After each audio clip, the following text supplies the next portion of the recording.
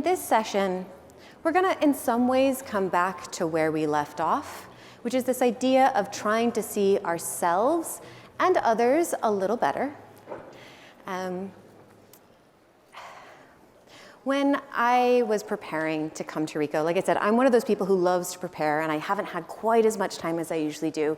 So on one of the many dog walks that I would take, my partner came with me, and as we're walking, I'm telling him this story that I've told you earlier today.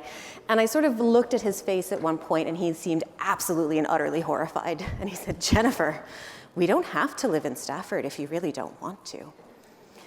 And the thing is, it's not that Stafford isn't a great place, and it's not that it is a great place, because whenever we're telling a story, particularly when we're trying to illustrate a point, we sort of lean on the bits that reflect the point we're trying to make. So it's not the worst place in the world to live, and certainly there's lots of gray and sharp things, as I showed you, but they're not everywhere, and it's actually pretty cute in some places.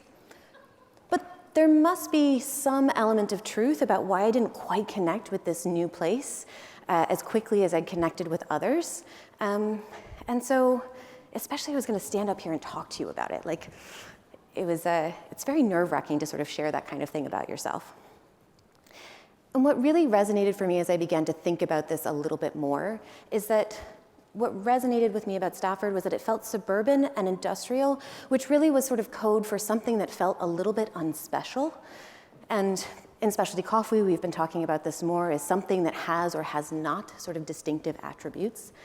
But earlier I showed you an image of Stafford. And I don't know if you noticed it, but it was an ancient Tudor high house. It's the oldest one in the country, and they've sort of shoved a phone shop in on the ground floor. And I don't know anywhere else that exists that is truly a distinctive attribute, for better or for worse. The truth is, that's just not a distinctive attribute that I particularly valued. So in this second session, we're really going to focus in on this question, or this idea, that in order for something to be valued, someone has to value it. So we're going to ask and answer, I hope, who?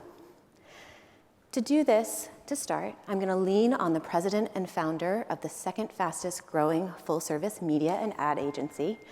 I'm particularly fascinated by this because I came into coffee through a little bit of marketing and communications, and to me, media, advertising, and marketing, these are really just people, tools, and technology that act as connectors. They occupy this really interesting space where they are identifying and translating value from sellers to potential buyers. And in my opinion, our first speaker is ideal to help us start to try and answer this question of sort of, if something is going to be valued, it needs to be valued by someone, because his agency specializes in beverages. So I would like you to welcome to the stage Bill Durant, who is going to help us answer the question, who will we be reaching in the future and how?